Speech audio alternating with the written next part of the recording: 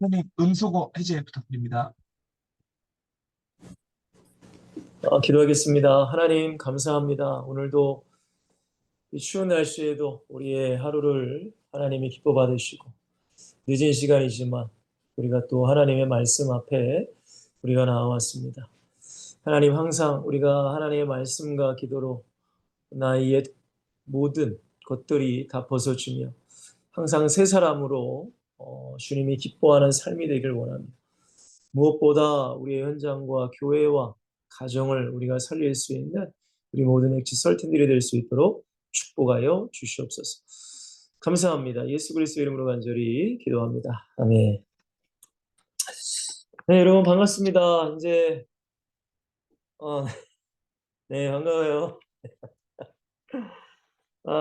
이제 오늘이 2023년 이제 마지막 제자훈련이죠. 여러분들 다음 주에는 성탄절이라서 여러분 쉬시기로 하고, 그 다음에 이제 내년 24년 우리가 1월에 이제 보기로 하신 거 다 아실 거라 믿고요.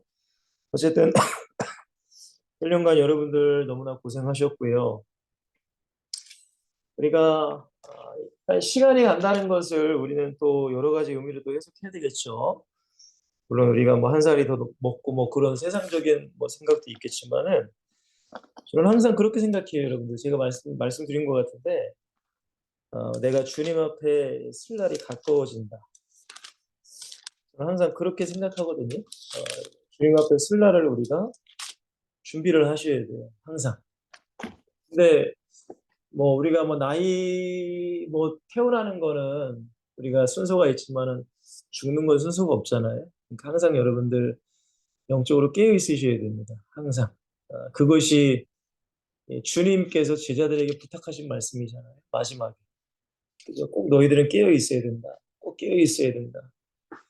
우리가 세상에 취해 있고 세상의 즐거움에 내가 빠져 살다 보면은 예수님을 잃어버리고 살 때가 많아요. 여러분, 이스라엘 백성들이 하나님을 안 섬긴 게 아니란 말이에요. 우리는 이스라엘 백성들이 되게 나쁜 사람들이라고 생각해요. 근데 여러분들 가만히 보면은 이스라엘 백성들도 하나님을 섬기긴 섬겼다고 하는데 중요한 건 우상을 같이 섬긴 게 문제였어요, 여러분들. 그러니까 우리도 마찬가지예요. 뭐 우리는 그렇잖아요. 나는 뭐 교회 오니까 나는 우상 숭배 안 해. 나는 뭐 일주일에 한 번쯤은 뭐 예배당 갔으니까 나는 뭐 예수님 믿고 있어. 그러니까 이게 여러분들 성경을 모르면 이제 그렇게밖에 해석할 수밖에 없는 거예요. 아니 이스라엘 백성들도 여러분들 다 제사 지내고 절기 다 지키고 하나님께 나와서 기도, 바리새인들이 얼마나 여러분들 신앙생활 잘했습니까? 근데 중요한 게 뭐예요? 사람은 속일 수 있잖아요, 사람은. 근데 하나님은 못 속여. 그 이스라엘 백성들을 바라보시면서 예수님도 바리새인들을 바라보면서 겉으로는 그럴듯한데 속으로는 하나님을 안 믿는 거예요. 여러분 지금 한국 교회의 모든 아니 한국 교회뿐만이 아니라 이 세상에 많은 교회가 있습니다. 그죠? 뭐 천주교는 저 개인적으로는 어쨌든 좀 문제가 있다고 저는 생각하는 사람이기 때문에 천주교는 근데 여러분들 교회도 뭐 저기 러시아도 뭐 다 예수님 믿는다고 하잖아요. 러시아 정교회 뭐 영국도 마찬가지고 여러분들. 근데 여러분들 중요한 게 뭐예요? 성경에서 말하는 진짜 예수님을 믿는 게 뭔지를 사람들은 잘 몰라요. 여러분, 예수님을 믿는다는 것은 여러분 영적인 내가 싸움을 해야 돼요. 영적인 싸움. 신앙생활이란 말이에요. 신앙생활. 여러분 내가 예수를 믿는 순간부터 나는 하나님에 속해 있는 사람이 되어버린단 말이에요. 그러면 우리의 반대편에 있는 누가 여러분 마귀가 있잖아요. 마귀. 그러니까 이것이 서로 대적하는 거예요. 여러분들 끊임없이. 그게 신앙생활이고 바울은 이거를 영적 전쟁이다라고 말합니다. 그러니까 바울이 디모데후서 4장 7절 8절에 내가 선한 싸움을 싸우고라고 말하잖아요. 근데 우리 예수를 믿는다고 하는데 여러분 이러한 영적 전쟁을 전혀 모르고 사는 사람이 너무 너무 많아요. 너무 너무 너무 너무 너무 많습니다, 여러분들. 영적 전쟁도 몰라요. 여러분, 왜 예배를 하라고 하는가? 왜 여러분 성경을 읽으라고 하는가? 왜 기도를 하라고 하는가? 여러분, 왜 헌신을 하라고 하는가? 왜 전도를 하라고 하는가? 점점점점점점 이 모든 것들이 다 신앙생활이라고 하는데 결국 여러분들 이거를 해야 영적 전쟁에서 이기기 때문에 그런 거예요. 목사님들이 여러분들 막 괴롭히려고 막 예배 나오세요, 성경 읽으세요, 기도하세요, 뭐 헌신하세요. 여러분들 괴롭히려고 하는 게 아니에요. 이거를 해야 이 마귀와의 영적 전쟁에 내가 싸워서 이길 수 있단 말이에요. 그게 여러분들 깨어 있는 거예요. 깨어 있는. 근데 교회를 다녀도 이거를 모르면 여러분 그렇게 생각하잖아요. 제가 말씀드렸잖아요. 난 이미 구원 받았는데 굳이 내가 예배할 필요가 있나? 여러분 그렇게 생각하지 않아요? 난 이미 따놓은 당상이야. 아니 여러분들 수능을 이미 수시에 합격을 해버렸어요. 그럼 여러분들 수능 공부 못하랍니까? 그런 식으로 사람들이 생각해. 구원을 받았는데 예배를 못하라고 내가 굳이 뭐 기도를 못하고 그냥 구원을 받았으면 이 땅에서 대충 뭐 살면 되지. 여러분 구원받은 사람은 절대 그렇게 생각할 수가 없어요. 무슨 말씀인지 이해가 되세요? 그러니까 구원을 진짜 구원이라는 게 뭔지 알고 그 십자가의 복음이 뭔지 알고 그 나를 죄와 마귀와 지옥과 사망과 모든 이 고통에서 나를 건져주신 구원을 알면 더 예배하려면 해야지. 여러분 어떻게 나는 이미 구원받았으니까 굳이 예배해도 돼? 굳이 내가 뭐 전도해야 돼? 굳이 기도해야 돼? 여러분 이런 생각을 할 수 없어요. 구원받은 사람은. 무슨 말씀인지 이해가 되나요? 구원을 이미 우리는 받았기 때문에 더욱더 감사하고 또 여전히 이 나쁜 놈이 있는다는 걸 우리는 알기 때문에 피곤하고 힘들고 때로는 어려워도 여러분 우리는 이렇게 신앙생활을 해 나가야 돼요.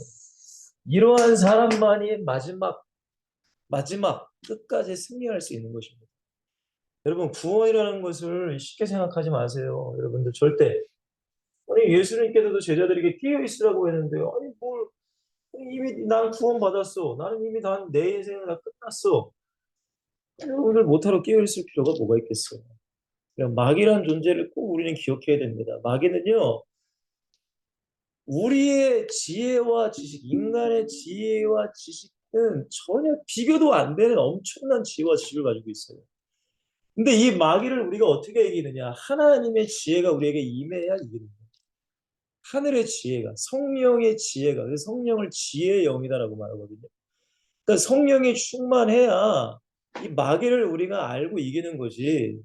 여러분, 내가 성령 충만하지 않아 이 마귀 절대 못 이겨요, 여러분들. 아니, 베드로가 예수님한테 예수님 십자가 지지 마세요. 여러분들에게도 주변 사람들이 좋은 얘기하는 사람도 있을 거예요. 아우 우리 뭐 아무개 뭐 청년 우리 아무개 뭐 아우 신앙생활 잘하고 있어. 열심히 하고 있어요. 이건 얼마나 달콤하고 좋은 얘기예요. 그리고 또 반대적으로 아유 좀 뭐 아프면 좀 뭐 교회도 빠져도 되지 뭘. 아이 뭐 힘들면은 뭐 교회 안 와도 돼. 굉장히 우리를 위하는 것 같잖아요. 근데 그거를 내가 속으면 안 되는 거예요. 근데 그거는 왜 어떻게 안 속냐? 하늘의 지혜가 임해야 돼. 하늘의 지혜. 그래야 이거를 분별할 수 있는 거지. 인간의 힘으로는 절대 분별할 수 없습니다. 목사인 저도 분별할 수 없어요. 속아요. 그러니까 목사님들도 여러분들 참 성경이 또 복잡하기도 하고 애매한 게 너무너무 많아요. 야리꾸리한 게 애매한 게 너무너무 많아요, 여러분. 그럼 가장 어려운 말이 뭔지 알아요? 지혜롭게 하세요. 이게 가장 어려워요. 지혜롭게 하세요. 지혜가 뭔데 근데 도대체. 지혜롭게 하는 게 뭐예요, 도대체. 그러니까 여러분들 우리가 진짜 예배를 왜 해야 되고 말씀을 왜 기도를 해야 되느냐. 그거를 통해 하늘의 지혜가 임하고 진리를 내가 알 수 있고 그거를 내가 선택할 수 있는 힘이 내 안에 생기는 거예요. 여러분 누구든 이게 없으면은 여러분 불신자와 별반 다를 곳이 그냥 살아가는 거예요. 그러면서 자기는 뭐라고 생각해? 나는 예수 믿어. 난 구원 받았어. 나는 천국 가. 그럼 그렇게 이 착각을 하고 산단 말이에요. 자, 어쨌든 자, 오늘 말씀을 한번 읽어보겠습니다. 사도행전 2장 46, 47절이죠. 이 장은 무슨 내용인지 알죠? 오순절 성령의 충만함에 임했을 때 많은 제자가 세워진 건데 이 사람들이 이제 구원받고 제자가 되고 이 사람들이 신앙생활을 하는 걸 이제 보여주는 겁니다. 그러니까 이게 우리의 신앙생활이 돼야 돼요. 그러니까 우리는 신앙생활이라는 걸 굉장히 오해해요. 거의 종교생활이야, 종교생활. 뭐 불교 다니는 사람이나 천주교 다니는 사람 똑같아. 그렇게 하시면 안 돼요, 여러분. 이게 신앙생활입니다.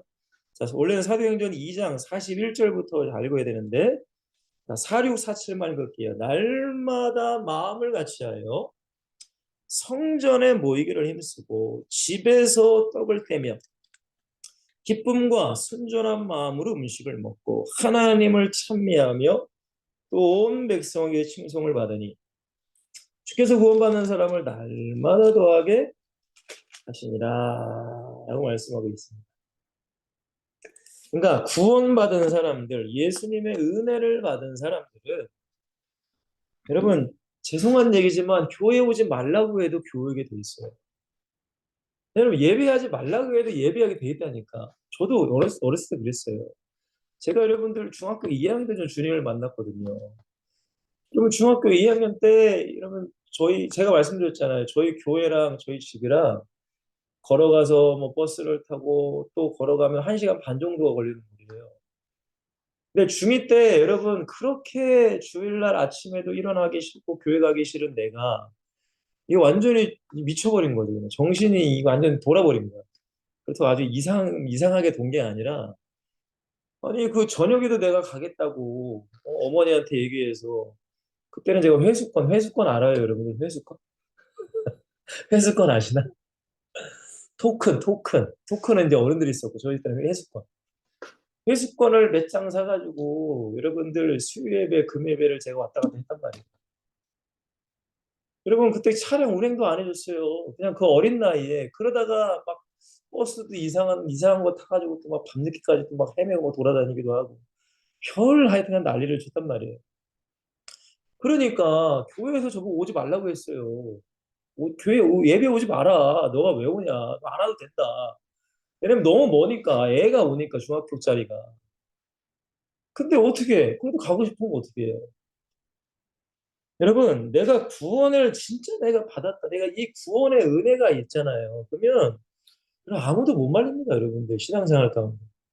여러분, 사람들이 예수에 미치지 마세요. 아니요, 예수에 미치게 돼 있어요. 자, 오늘 이 말씀을 가지고 오늘 절기에 대한 절기의 의미를 알고 지켜나가는 전도자라고 했는데, 자, 절기. 기도하면서 이제 성탄절이 다가와서 우리가 이거는 좀 알고 넘어가야 되겠다라는 마음을 주셔서 오늘 이 말씀을 정했어요. 자, 그냥 빨리빨리 넘어갈게요, 여러분들. 다 아는 내용이지만. 자, 우리에게 주신 절기라고 있습니다. 우리에게 주신 절기. 여러 가지 절기가 더 있어요. 몇 개가 더 있지만 가장 중요한 거 몇 개만 제가 좀 추려서 우리 기독교에서 지금 가장 중요하게 생각하는 절기 4가지를 제가 좀 말씀드릴게요. 첫 번째는 이제 다음 주 월요일이죠. 성탄절입니다. 성탄절. 항상 여러분들 절기의 의미를 우리가 분명히 알아야 돼요. 절기. 여러분 성탄절을 단순히 그냥 뭐 우리가 물론 성경에도 예수님이 오신 날을 기뻐하고 뭐 그런 날이기도 하지만 우리는 알아야 돼요. 예수님이 왜 이 땅에 오셨는가를 알아야 됩니다. 그렇죠, 여러분? 왜 이 땅에 오셨을까요? 나를 위해, 우리를 위해, 온 인류를 위해 죄 때문에 십자가에서 죽으러 이 땅에 오신 날의 성탄절이에요. 그러니까 이 의미를 우리는 분명히 알아야 돼요. 단순히 그냥 세상 사람처럼 야 성탄절이다, 크리스마스다, 크리스마스에는 축복을 뭐 이렇게만 이해하시면 안 돼요. 서로 남녀끼리 데이트, 뭐 애들 뭐 선물이나 사주고 뭐 그런 날이 아닙니다, 여러분 절대적으로. 예수님이 나를 위해 십자가지로 이 땅에 오신 날이 무슨 날이라고요? 성탄절이에요. 우리는 그 의미를 알고 성탄절을 보내는 거예요. 그냥 아무 생각 없이 뭐 그렇게 생각하시면 안 돼요, 여러분. 그러니까 가장 중요한 거는 나를 구원하러 오신 죄에서 구원이에요. 이게 가장 중요한 거예요. 그죠? 자, 두 번째는 무슨 날로 지켜? 우리는 부활절입니다. 부활절은 뭐 잘 아시니까. 나를 위해 십자가에서 죽으시고 뭐 하신? 부활하신 날을 기념하는 거예요. 그래서 우리가 사순절도 보내고, 특별히 이 사순절 기간에 우리가 뭐 금식 같은 것도 하고, 뭐 음식을 금식하는 사람도 있고, 미디어 금식하는 사람도 있잖아요. 왜냐면 미디어가 워낙 우리한테 너무 취약하게 노출되어 있기 때문에. 여러분들, 십자가와 부활이에요. 여러분. 부활절. 맞죠, 여러분들? 이 의미를 우리는 알고 지키는 거예요. 그냥 아무 생각 없이 성탄절이니까, 부활절이니까, 이렇게 그냥 예배하고 그냥 오면 안 되는 거예요. 자, 세 번째. 물론 우리가 맥추절이라고 하지만, 뭐, 교회마다 물론 다 다릅니다. 근데 이날을 우리는 성령 강림절로 보내는 거예요. 교회마다 좀 달라요, 여러분들. 자, 이날이 너무너무너무 중요해요, 여러분들. 성령 하나님이 너무너무 중요합니다. 우리는 부활절이나 추수감사절은 굉장히 크게 생각해요.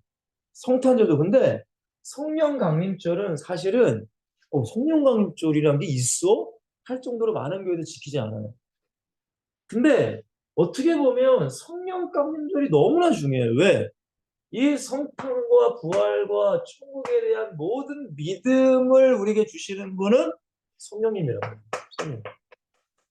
그러니까 성령이 우리 안에 임재에 대한 또한 우리 안에 역사하시는 것, 우리를 인도하시는 것, 여러분 이날을 기념하는 날이 성령 강림절이에요.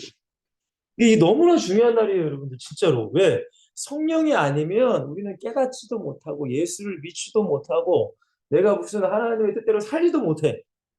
무슨 말씀인지 이해되시죠? 성령 강림절 너무너무 중요한 날입니다. 자, 네 번째로는 이제 우리 한국교회에서 정말 크게 지내는 추수감사절입니다.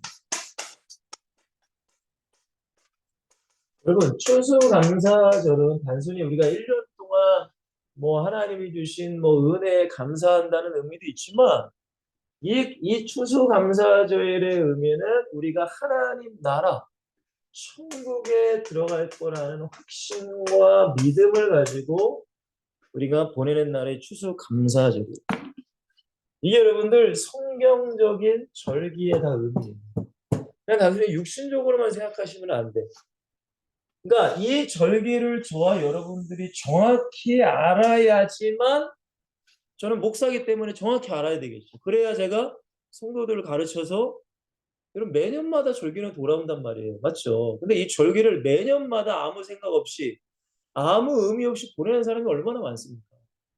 근데 목사가 해야 되는 일이 뭐예요? 그 절기 때마다 다시 한번 이 절기에 대한 의미를 상기시켜 주는 거예요.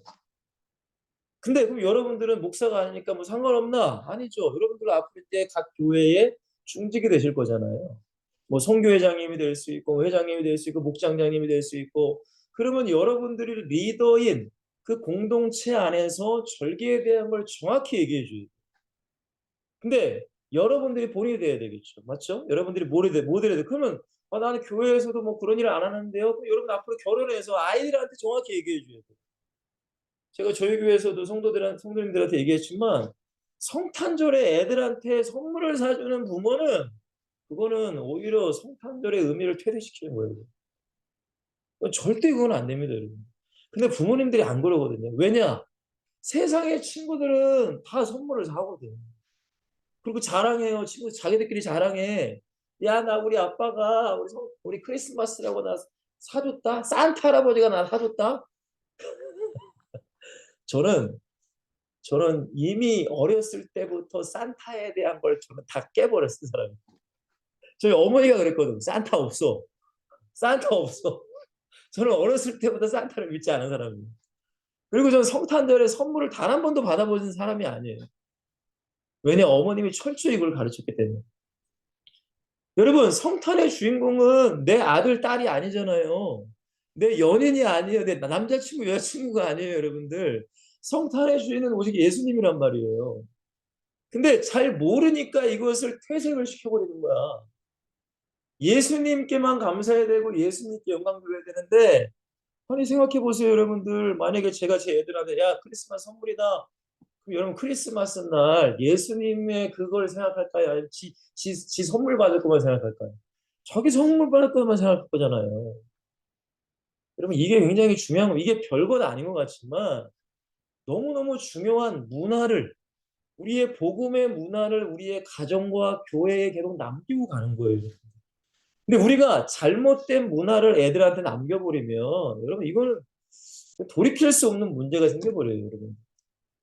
그러니까 첫 번째로 여러분들 이 절기의 의미를 우리가 정확히 성경적으로 아셔야 됩니다. 자, 제가 두 번째로 그래서 절기의 의미라고 하면서 결국 여러분들 이 의미가 뭡니까? 제가 뭐라고 했죠? 가장 먼저는 예수 그리스도를 기념하는 거예요. 우리가 신앙생활하면서 예수님을 물론 알아, 지식적으로 너무 잘 알아. 근데 이분과 내가 멀어진단 말이에요. 너무나 기가 막히지 않아요? 여러분들 보통 이 4월에 이제 부활절이 있잖아요. 4월 초나 3월 말에. 그리고 성령 강림절은 6월 말에서 7월 초에 있어요. 대략적으로. 추수감사절은 보통 11월, 우리 한국교회 11월 셋째 주에 합니다. 성탄절은 12월, 그 다음에 성부영신 예배가 있죠. 그러니까 뭔가 우리가 텀이 잠깐 중간에 있단 말이에요. 그러니까 부활절을 드리고 이제 은혜 받았어. 그러다가 좀 뭔가 시들시들해. 그러다가 성령 강림절 또 은혜 받았어. 또 시들시들해. 뭐 수련회를 하든가 또 수련회 못하는 지금 또 추수감사절 이런 은혜의 징검다리의 의미가 있어요. 근데 결국 그 절기 때 우리는 누구에게 돌아와야 돼요? 예수 그리스도를 다시 한번 생각하고 돌아오는 거예요. 이분의 은혜, 이분의 십자가, 이분의 복음, 이분의 보혈, 결국 절기의 모든 의미는 예수 그리스도를 향하는 거예요.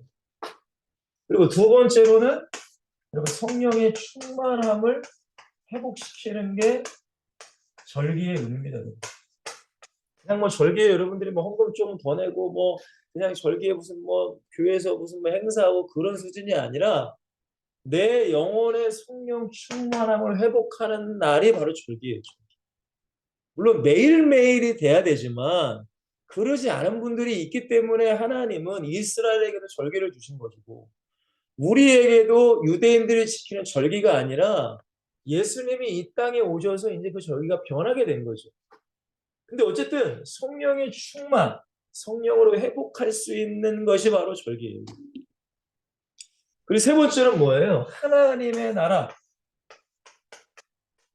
정확히 말하면은 천국에 대한 소망을 가지고 살 수 있도록 우리에게 절기를 주신 겁니다. 자, 이건 여러분들 뭐 다 아시는 내용이죠? 자, 그러면 세 번째, 자, 절기를 통해서 하나님이 우리에게 원하시는 것은 결국은 우리가 은혜를 누리는 삶이 되기를 원하시는 거예요. 하나님의 은혜.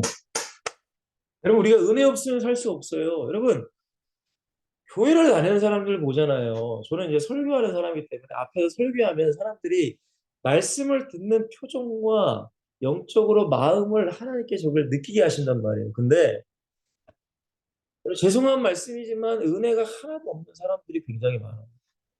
그냥 은혜 없이 그냥 앉아만 있는 거야. 그리고 그런 분들을 보면은 진짜 속이 막 터집니다, 사실. 속이 막. 속이 막 엄청 터져요. 하나님 어떻게 해야 됩니까? 하나님 어떻게 해야 돼? 저 영혼들을 어떻게 해야 돼요? 그러니까 기도할 수밖에 없는 거예요. 여러분, 이 은혜가 항상 있어야 돼요. 자, 근데 제가 3-1번 뭐라고 했어요? 사도신경과 주기도문의 고백이라고 제가 했어요. 우리가 어떻게 보면은 가장 많이 하는 거지만 나도 모르게 그냥 입으로만 할 때가 솔직히 대부분입니다. 근데 여러분들 사도신경을 보면은 우리의 진짜 믿음의 고백이 여기 다 담겨 있어요. 사도신경. 맞죠, 여러분들? 뭐 많은 분들이 뭐 사도신경은 뭐 성경에 없는 얘기, 뭐 이런 얘기 하는데 주기도문은 예수님이 이제 가르쳐준 기도니까 뭐라고 트집을 안 잡는데 또 뭘 잘 모르시는 분들이 또 뭐 사도신경 가지고 뭐 또 옛날 뭐 어쩌고 저쩌고 그런 얘기를 해요. 근데 그런 거 생각하지 마시고 여러분 사도신경을 가만히 한번 묵상해 보세요. 성경에서 말하는 우리가 뭘 믿어야 되는 것이 다 함축적으로 거기 다 들어가 있어요. 그러니까 여러분들 사도신경 할 때도 그렇고 주기도문 할 때도 그렇고 그냥 여러분 입으로만 하려고 하지 마시고 이 의미를 여러분들이 묵상하면서 자꾸자꾸 고백을 하셔야 돼요. 여러분 우리가 이것을 너무나 간과하는 게 너무 많아요. 저도 마찬가지예요. 그냥 왜냐면 매 예배 때마다 하는 거잖아요, 사실. 뭐 저도 뭐 새벽 예배를 계속 나가니까 새벽에도 하고 뭐예요?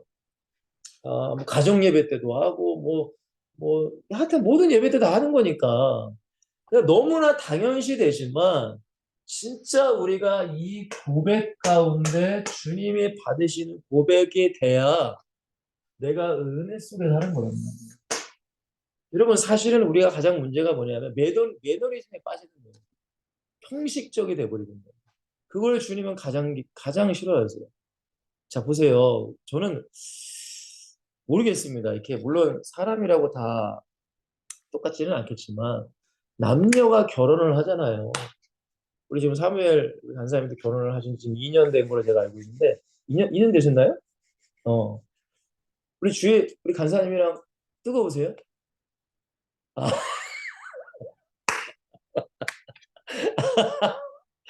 아, 사랑이 뜨거우세요? 아, 대단한 겁니다. 그런데 우리가 그래야 되잖아요, 사실은. 근데 뭐 아직 2년 되셨으니까. 제가 지금 결혼한 지가 09년도에 제가 결혼했어요. 09년도. 이제 14, 5년, 5년 되는데 뭐 저희 사모는 뭐 모르겠는데 저는 저희 사모 너무 좋아요, 사실. 왜냐면은 뭐 얼굴을 잘 못 봐가지고 더 그럴 수는 있는 것 같아. 애틋하니까. 오늘도 쉬는 날인데 오늘도 뭐 아침에 일찍 또 어디 또 나가가지고 또 뭐 얼굴 그냥 잠깐 보고 말았거든요. 근데 집에 이제 가면 11시 넘어도 가니까 이제 아마 저를 기다리기도 하지만 피곤하면 또 자니까 그러니까 오늘 하루 종일 딱 한 번 보고 끝나는 거니까요. 그러니까 여러분들 남녀 간의 관계도 그냥 일반적으로 사랑이 뜨거웠다가 식어진다고 하면 좀 그런가? 그러니까 그런 게 다 있잖아요, 여러분들. 근데 믿음도 그런 것 같아요, 믿음. 근데 저는 그렇게 생각해요. 물론 사람과의 관계는 그럴 수 있어. 근데 주님과의 관계는 저는 더 뜨거워져야 된다고 저는 생각하는 사람이에요. 더 뜨거워야 돼. 더 뜨거워져야 돼. 근데 우리가 그러기가 쉽지 않잖아요. 왜? 점점 이제 신앙생활이라는 게 무뎌지는 거고, 점점 습관화가 돼버리는 거, 형식이 돼버리는 거고, 점점 그렇게 되잖아요. 여러분, 우리가 기본적인 것만 제대로만 해도 신앙이 흔들릴 수가 없어요, 사실. 근데 기본적인 것이 무너진단 말이에요. 어쨌든 이 두 가지를 여러분들 다시 한번 생각했으면 좋겠고, 자, 3-2번은 뭐라고 했죠? 모든 제가 아까 말씀드린 거예요. 은혜가 회복되는 축복을 여러분들이 가지셔야 돼요. 은혜가 회복이 돼요.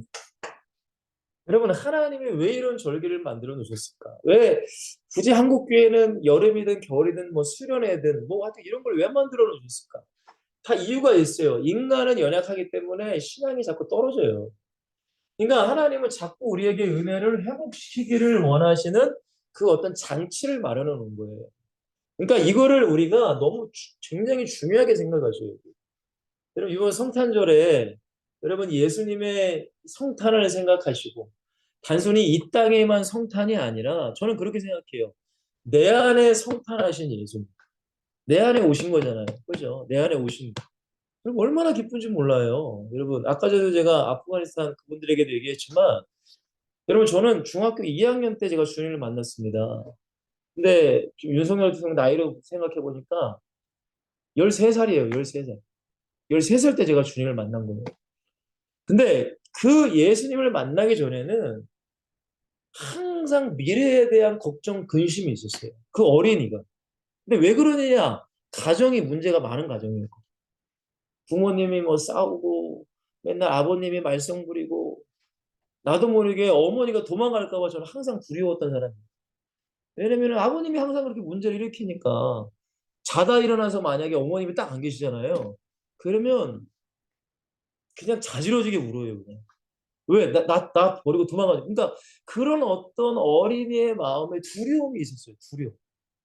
나를 버리면 어떡하지? 엄마가 나를 버리면 어떡하지? 그러니까 완전 엄마 그냥 초등학교 고학년이었어도 그냥 엄마 치마 붙잡고 살았단 말이에요.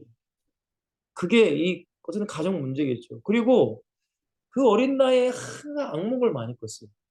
악몽을 너무 많이 꿨어요. 별의별 악몽을 진짜 너무 많이 꾼 것 같아요. 심지어는 여러분도 아마 그런 꿈 꿨는지 모르겠는데 그 어린이가 아니 무슨 막 칼에 찔리는 꿈을 왜 이렇게 많이 꿔?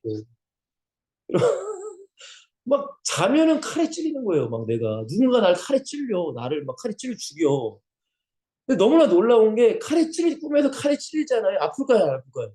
아픔을 느껴요, 내가. 너무 신기하더라고. 그래서 하도 내가 그런 꿈을 꾸니까 그런 꿈을 꾸면 내가 꿈을 깨는 방법을 터득한 거예요. 그러니까 그 정도로 여러분들 매일매일이 힘들었거든요. 매일매일이 진짜 힘들었어요. 그러니까 얼굴에 웃지도 못하고 항상 이 어둠 속에 살지. 근데 제가 주님을 딱 만나고 나서부터 그런 걱정과 염려들이 사라지더라고요. 내 얼굴이 환해졌어요. 저는 이건 제가 살아있는 경험을 한 거니까. 그리고 진짜 놀라운 건 그 악몽이 안 꿔지게 되게 되더라고요. 여러분, 예수님이 이 땅에 오신 거 물론 큰 의미가 있죠. 그죠? 근데 그 예수님이 내 안에 오신 것, 곧 내 안에 성탄하신 그 은혜와 기쁨이 내 안에 있어야 돼요, 여러분. 그럼 그게 없는 사람이 어떻게 이런 절기의 의미와 뭐 이런 걸 우리가 어떻게 알겠어요, 여러분? 은혜를 회복한다는 게 은혜도 몰라, 사실. 근데 여러분들, 이러한 성탄의 기쁨, 예수님이 내 안에 오셔서 내 안에 내가 주인 되고 내 삶이 바뀐 이런 기쁨과 경험이 내 안에 산 간증이 내게 있어요. 여러분, 근데 이러한 은혜들이 떨어질 때가 있어. 그때마다 회복하는 게 이런 절기란 말이에요. 저도 그래요. 저도 목사지만 저도 그래요. 저도 사역을 하다 보면은 그러니까 육신적으로 막 피곤하고 힘들고 지치거든요. 그러면 영적인 것에 영향이 가요. 그러다 보면 뭐 기도하다가도 막 기도하다가 갑자기 뭐 피곤하니까 막 졸면서도 기도해요. 저도 하나님 딱 그렇게 그러다 보면은 영이 무뎌져. 어쩔 수 없어.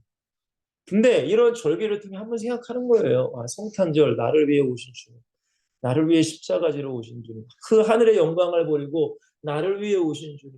그래, 그 은혜로 내가 살자. 다시금 또 내가 회복하는 거예요. 여러분, 이렇게 우리는 은혜 속에 사셔야 돼요. 자, 세 번째.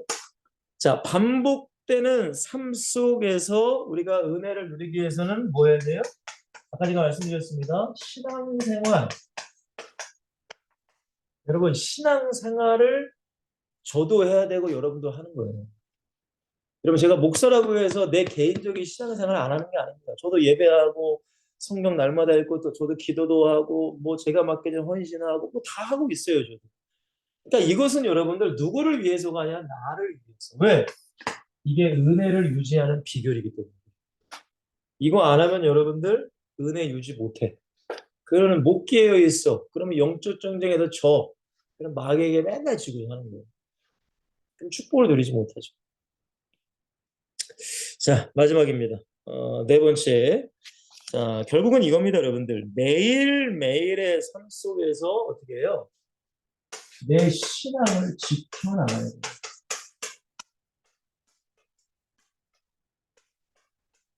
모든 절기, 모든 예배, 우리에게 주신 모든 것을 결국에는 나의 믿음과 신앙을 지키라고 주신 거예요. 이거는 누구를 위해서가 아닙니다. 나를 힘들게 해서 목사님이 내가 좀 힘들게 하는 걸 좋아해서 여러분 절대 그렇지 않아요. 절대. 결국 나를 위해서예요. 자, 성경은 안 찾아볼게요. 시편 1편 2절에 보면은 뭐라고 하죠? 여호와의 율법을 주양하러 묵상하는 자는 형통하다라고 말합니다. 다른 거 필요 없잖아요. 하나님의 말씀을 주야로 묵상한다는 거. 말씀을 가까이 하는 거. 사도행전 2장 46절에도 뭐라고 하죠? 날마다 마음 성전에 모이기를 힘쓴다. 예배하는 거잖아요. 그죠? 그럼 이게 우리가 지켜나가야 되는 거예요. 우리가 해야 돼요. 이거는. 누가 해주는 게 아니에요, 여러분들. 오늘 여러분 스스로, 여러분이 진짜로 구원받고 은혜 받았다면 이것을 내가 해 나가야 돼. 물론 기쁨으로 할 때도 있지만 우리가 힘들어도 억지로 해야 될 때도 있어요. 꼭 이걸 기억하셔야 됩니다. 예수님과 마음이 좀 멀어질 수는 있어요. 그러나 몸까지 멀어지면 그건 다 끝나는 거예요. 이걸 꼭 기억하세요, 여러분들. 자, 4-2번 뭐예요? 마가복음 1장 35절에 보시면은 예수님이 기도하셨다라는 말씀이에요. 기도. 사무엘상 12장 23절은 여러분 사무엘이 기도에 쉬는 죄를 범하지 아니하였다는 구절입니다. 여러분 기도를 안 하는 건 죄예요, 여러분들.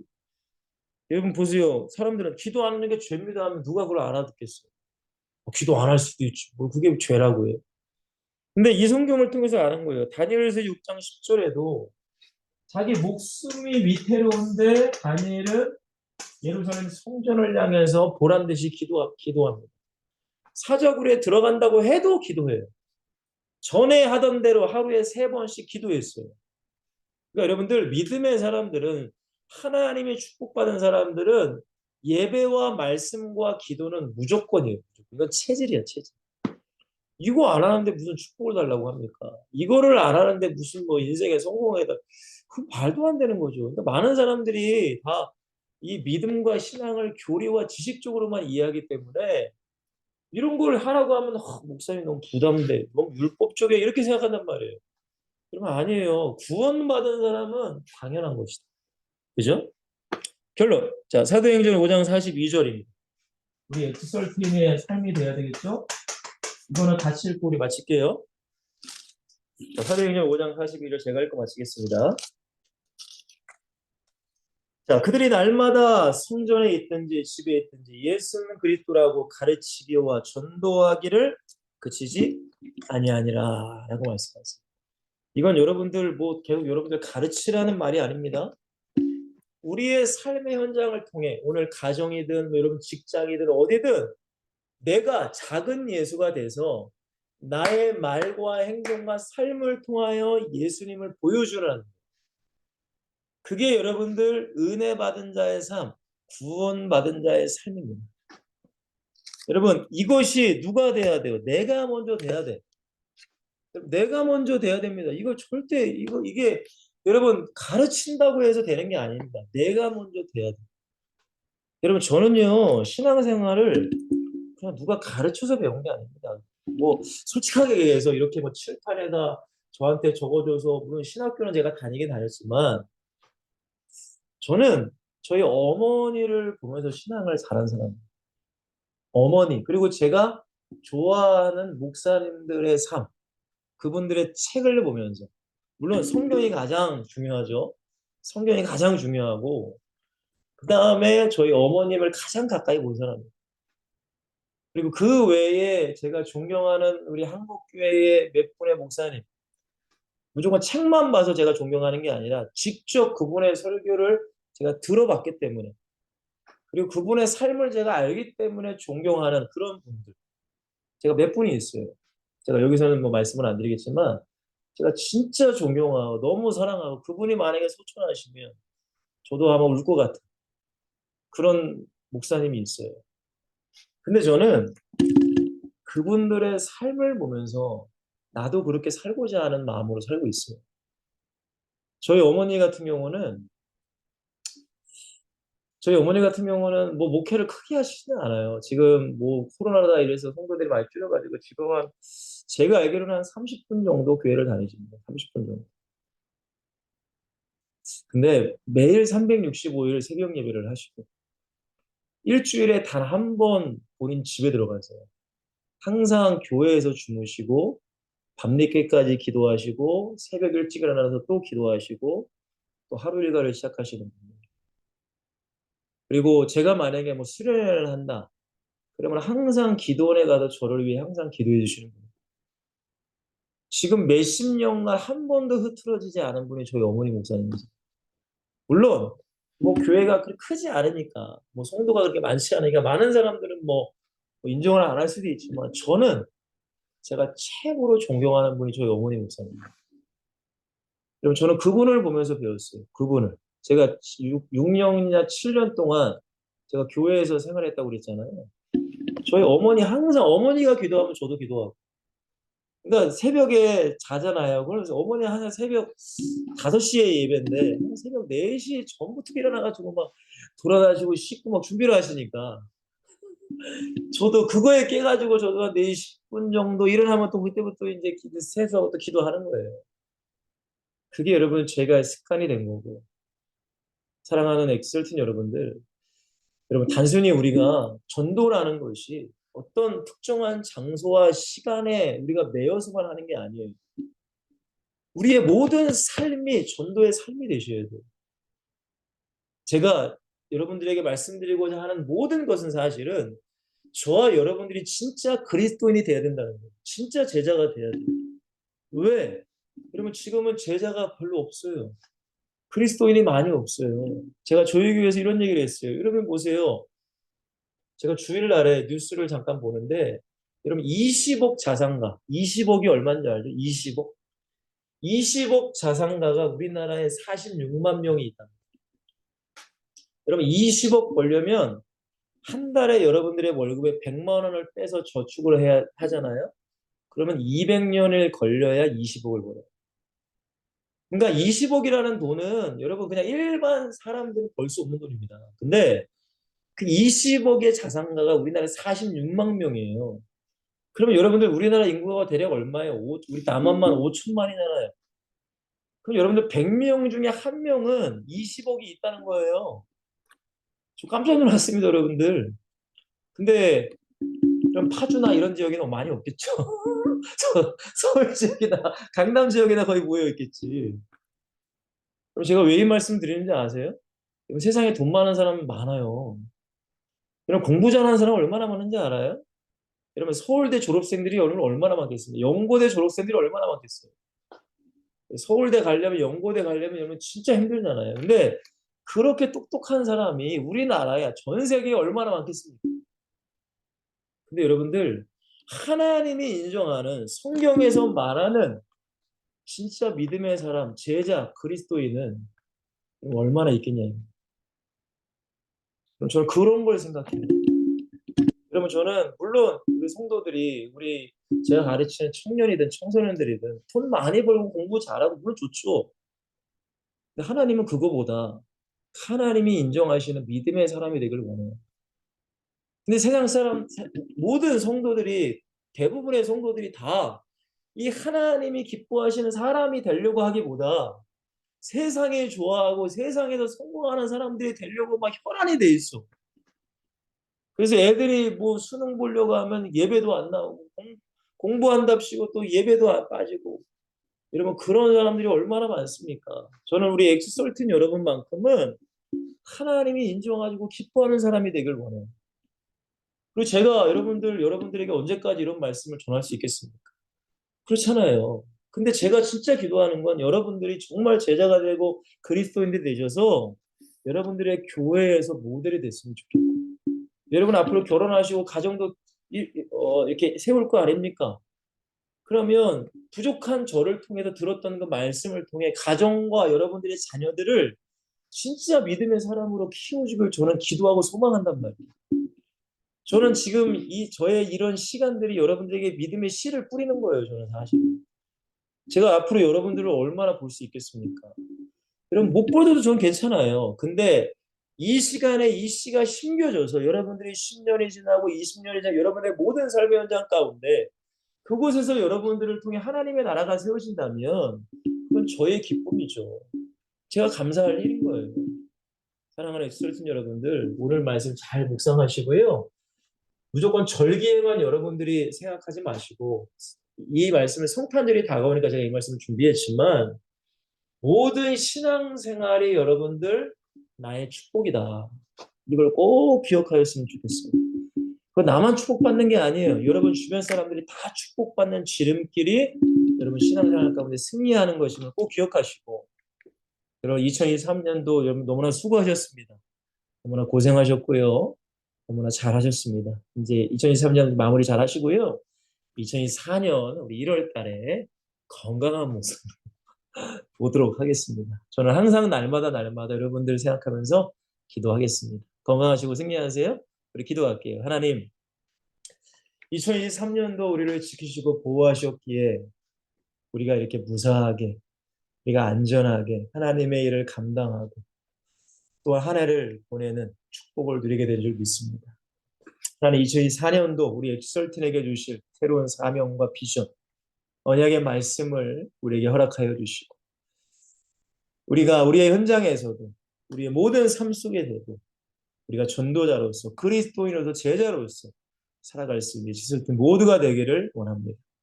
우리의 지설팀이 더욱더 확장되며 많은 영혼들이 지설팀으로 들어와서 이 전도의 축복을 누리게 하시고 주님이 원하시는 제자가 날로 더 많이 생겨날 수 있는 그런 축복의 공동체가 지설팀이 될 수 있도록 축복하여 주시고 이 일을 위해서 힘쓰고 애쓰시는 모든 간사님들, 모든 일꾼들을 기억하여서 그들의 모든 삶의 현장에 하나님의 은혜가 넘치길 원합니다.